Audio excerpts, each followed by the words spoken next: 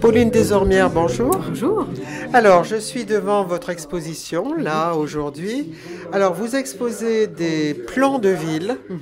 Alors, New York, Londres, Rouen, Prague, Moscou. Voilà. Et vous avez suivi sur ces plans de villes, très précis, les trajets de personnages d'œuvres littéraires. Voilà, 2 romans. Et l'idée, c'était de prendre des romans qui ont 100, 150 ans, de repérer dans l'histoire un itinéraire dans une ville. Je me suis limitée à des villes au départ. Bon, je me disais, est-ce que je prends dans la campagne? Je me suis limitée à des villes, donc ces 5 villes qui sont des grandes villes. Et j'ai pris un passage du roman où le personnage ou plusieurs parlent d'un déplacement pour différentes raisons, parce que j'ai fait aussi une sélection pour différentes raisons. Et donc j'ai repéré sur le plan l'itinéraire qu'ils avaient fait. Et ce sont des itinéraires exacts? Ils sont exacts. Alors par rapport au récit, par moment il faut un peu raccorder quelques rues, parce que en plus pour certaines villes, par exemple pour Londres, il y a une rue qui n'existe plus, qui a changé de nom. Donc là il a fallu pour Londres, c'est faire un petit travail. Virginia Woolf. Voilà, Virginia Woolf. Il a fallu là pour le coup faire un petit travail cartographique. Mrs. Dalloway. Recherche. Oui. Oui, oui. Voilà. Et donc j'ai un peu mixé les itinéraires. Il y en a qui sont un peu linéaires.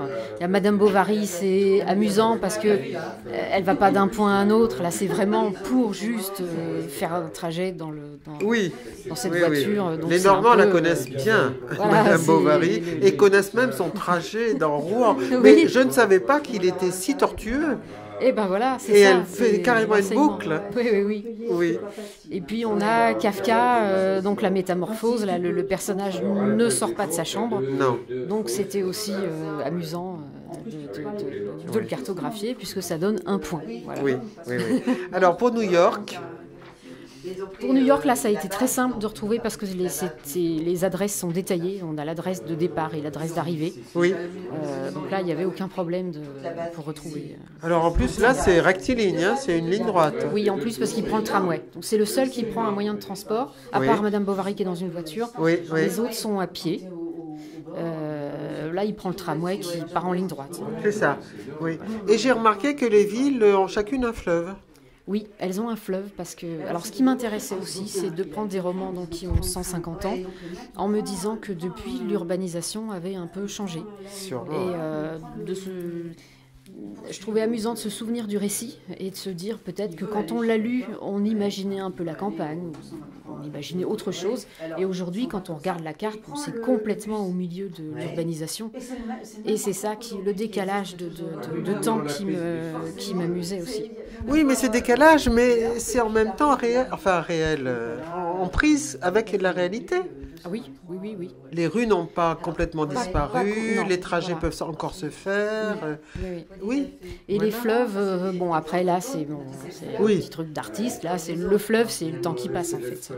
Bien sûr. Voilà, c'est pour ça qu'il est représenté en une couleur qui. Oui. On voit.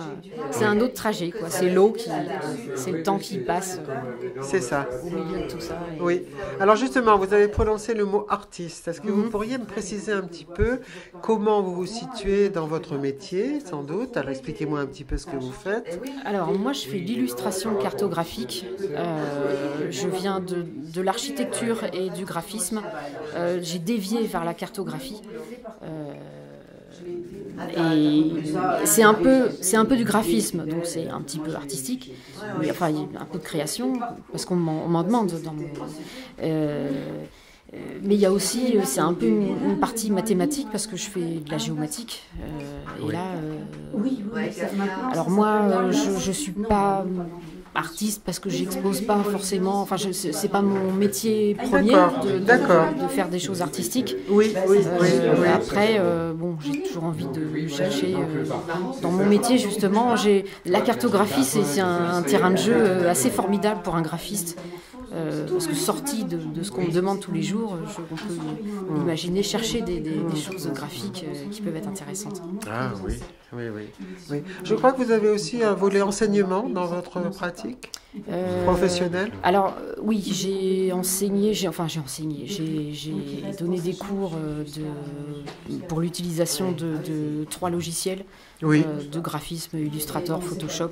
Oui. Et j'ai fait ça que 2 ans, c'était Oui. un truc Oui. en plus, on m'avait demandé à ce Oui. moment-là. Oui, oui. Oui. Sinon, vous pratiquez assez assidûment, évidemment, de par votre métier, Internet, Google, pratique, comment on dit, numérique? Oui, après... Je ne sais pas comment dire, en fait, moi. Comment j'utilise Internet Alors, j'utilise énormément Google Earth parce que j'ai besoin comme je fais des cartes, je fais beaucoup de cartes, j'ai besoin de voir à peu près où les bâtiments se situent. Donc je suis très souvent sur Google Earth. Oui. Et après, Internet, j'utilise pas... Non, c'est pas ça que vous utilisez. Non, alors pour faire les cartes, j'utilise Voilà. aussi le SIG, le système d'information géolocalisée. D'accord. Là aussi, je trouve les données sur Internet. Oui. Mais sinon, non, sorti de là, je Oui. n'utilise Oui. pas vraiment Internet. Oui. Mais vous ne travaillez pas avec un papier, un crayon? Non. Voilà, Non, c'est ce que ça, je voulais savoir.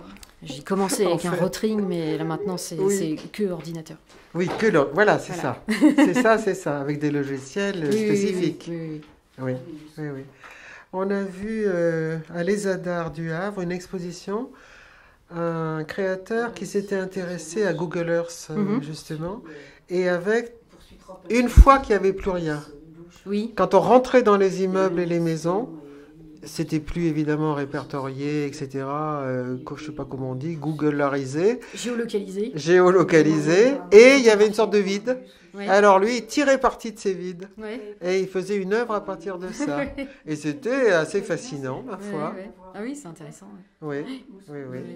Et alors vous, vous travaillez sur un territoire donné, étendu, Non, réduit c'est très variable. Oui. C'est complètement variable par rapport aux affaires.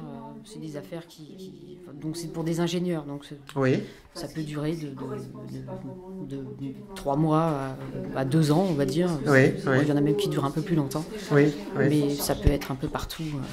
D'accord. Oui, oui, oui. Et vous avez quand même un volet création personnelle. Un petit peu. Alors, donc, je travaille pour des ingénieurs transport. J'illustre leurs rapports. Oui. Donc, il y a des affaires qui ne demandent pas... Alors, moi, à l'intérieur de ma société, où je suis à mi-temps, on m'a demandé, puisque je fais du freelance à côté, on m'a demandé d'améliorer un peu la charte graphique. Donc là, j'ai eu une petite partie de création. Oui. Sinon, il y a des affaires qui ne demandent pas de création. C'est vraiment de l'illustration de concepts d'ingénieurs. Par contre, il y a des affaires qui, oui, demandent un peu plus de création. Parce que tout dépend si les dessinateurs sont aussi des ingénieurs ou sont, par exemple, des élus ou la population. C'est-à-dire qu'on peut... ça peut être des illustrations, bien sûr, pour le public, pour expliquer au public. Dans une ville, par exemple, on rajoute une ligne de bus. Pourquoi, comment voilà. Des réunions publiques. Donc là, le dessin doit être orienté pour que ce soit moins rébarbatif qu'un dessin pour ingénieur, quoi, qui lui demande juste des faits. Oui. Et là, vous participez à la conception ou non? Oui. Oui. Oui, vous participez aussi. Oui. Vous participez au projet. Oui. Par exemple, cette ligne de bus, on va aussi vous demander votre avis. Ah non, là par contre, non. Non, c'est vraiment graphique, moi. Ma partie est vraiment graphique. Ah, c'est la partie graphique. Là, vous avez toute liberté. Pour la représentation, oui. Oui, entendu. Oui. D'accord. Et comment vous en êtes venu là? Quelles études vous avez faites? Vraiment par hasard, ça a été... Donc j'ai fait architecture. Oui. Mais c'était essentiellement... c'était pas vraiment bâtir qui m'intéressait, c'était surtout représenter. Représenter l'architecture et le bâti, le vide, le plein. Ça m'a toujours beaucoup intéressé. Donc je suis partie plutôt vers le graphisme et de là, je suis arrivée à la cartographie parce que j'ai changé de ville, parce que voilà, quand on cherche un emploi, on ne trouve pas forcément exactement. Oui, et je crois que vous n'êtes pas très nombreux dans ce métier. Non, on n'est pas nombreux parce que d'abord je travaillais dans une société qui voulait un vrai graphiste pour faire ses plans.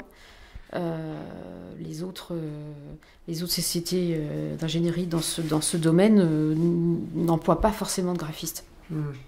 Quand on dit graphiste, il faut quand même nous expliquer ce que c'est. Quelle est la différence? Alors, un graphiste, généralement, quand on dit graphiste, ça va être quelqu'un qui va faire de la mise en page, par exemple d'affiches. D'accord. Maintenant, on peut faire un peu d'internet, mais il faut aussi être un peu développeur, donc on n'est pas que graphiste dans ces cas-là. Mais il y a un peu de création visuelle. Il y a forcément un moment où on fait de la mise en page, où il faut imaginer peut-être un concept. On peut travailler pour la publicité, voilà. Mais pour la cartographie, c'est un autre domaine et c'est passionnant. C'est passionnant d'utiliser en fait une matière. Pour donner un terme technique, c'est vectoriel. Donc avec ça, on peut faire plein de choses. On peut triturer le bâti. En fait, ce que j'ai fait. C'est visuel, on ne peut pas le montrer au micro, mais là, les fleuves sont noirs. Généralement, quand je fais de la cartographie, on ne me demande pas des fleuves noirs, on me les demande plutôt bleus. Donc là, c'est très basique, mais je peux avoir... on peut prendre un peu de liberté avec la carte. Ah bah ça, vous nous ouvrez des horizons, parce que nous, on s'en doute pas du tout. On a l'impression qu'une carte est une carte, quoi. Mais moi-même, avant de mettre les pieds dedans, c'est pour ça que c'est passionnant, parce que là, on découvre un truc. Je conseille aux graphistes de faire de la cartographie. Ah ou pas, oui. Oui. Et pour le graphisme, donc il y a un côté esthétique quand même très important. Oui, comme je disais, surtout quand c'est pour le public, il faut. Mais même quand on est graphiste, de toute façon, on a le goût pour les couleurs, pour une mise en page qui tienne la route, quoi. Donc même si parfois c'est marrant parce que j'avais entendu une émission sur la représentation, le dessin scientifique, et c'était les mêmes problématiques. La personne qui parlait donc dessinait pour Sciences et Vie, et on avait les mêmes problématiques quelquefois. Il y a des ingénieurs qui ont envie de quelque chose de graphique, qui le demandent, et puis d'autres pas du tout. Pour eux, il faut juste une ligne, peu importe si elle est rouge ou verte. Et pour d'autres, c'est très... J'ai un collègue qui lui est très, très au fait du graphisme et qui veut que ce soit... C'est-à-dire qu'on se préoccupe peut-être, ou non, de la réception du message par le regardeur. Oui. Et puis, venant de l'architecture, généralement, les architectes sont connus pour aimer le graphisme, pour avoir un goût pour les représentations qui sont vraiment soignées, léchées et très... Oui. Voilà. Rigoureuses. Les ingénieurs un peu moins, enfin ingénieurs... Oui. Voilà. Oui, d'accord. Donc ce projet vous a tout à fait inspiré. Ah oui, complètement, oui. Ça faisait un moment que j'avais envie de dévier vers l'artistique, puisque toutes mes journées, je fais des cartes pas artistiques, en fait. Et j'avais envie d'utiliser Alors, on peut peut-être citer les romans, oui. À part Madame Bovary et Mrs. Dalloway. Alors, on a donc La Métamorphose de Kafka. Oui. On a Le Maître et Marguerite de Bulgakov. Oui. Et puis... Manhattan Transfer de John Dos Passos. Voilà, oui, c'est ça. Oui. Des romans que vous avez lus et que vous avez suivis à travers la ville avec intérêt. Voilà. Oui. J'ai beaucoup aimé. J'ai su que c'était un bon concept. Je me suis dit que c'était un bon concept quand j'ai pensé à Kafka, parce qu'il bouge pas. Oui. Et il reste dans sa chambre. Et donc, je me suis dit, là c'est bon. Là, je tiens un truc qui m'intéresse. Oui, mais finalement, pour Kafka, le monde extérieur est menaçant et excluant. il est transformé en cloporte, donc Oui. il est marginalisé, il va vers son déclin et sa mort. Tandis que les autres, ils traversent la ville, alors soit tout droit à New York, soit avec des tours et des détours, parce qu'ils vont nulle part avec Madame Bovary dans son fiacre, avec son amant. C'est 5 Euh, itinéraires complètement alors, différents. voilà, oui, Dans Londres, le personnage aime se promener. oui. Même si elle a un but, elle va chez le fleuriste, elle se promène quand même. Mm, Et mm, puis, bon, bah, pour Moscou, Bulgakov, là, c'est quelqu'un qui poursuit, mm, c'est une course-poursuite, en fait, entre... mm, et puis New York, c'est donc un avocat qui entend parler mm, de quelqu'un qui s'est fait renverser par un tramway et mm. qui se dit tiens, ça va être une bonne affaire, je vais le représenter. Oui. Enfin, Mm, voilà. mm. Oui, oui, oui. Eh bien, Pauline, merci bien. Alors, Merci, vos projets, Isabelle. l'actuel, il y en a un peut-être en tête, en route? Oui, parce que du coup, en Oui. préparant ça, j'en avais j'en avais d'autres. Mm, J'ai mm, abouti celui-là. mm, Bon, mm, surprise peut-être mm, mm. D'accord, très bien. à suivre. À suivre. Merci beaucoup, Pauline. Au Merci revoir. Isabelle. Au revoir.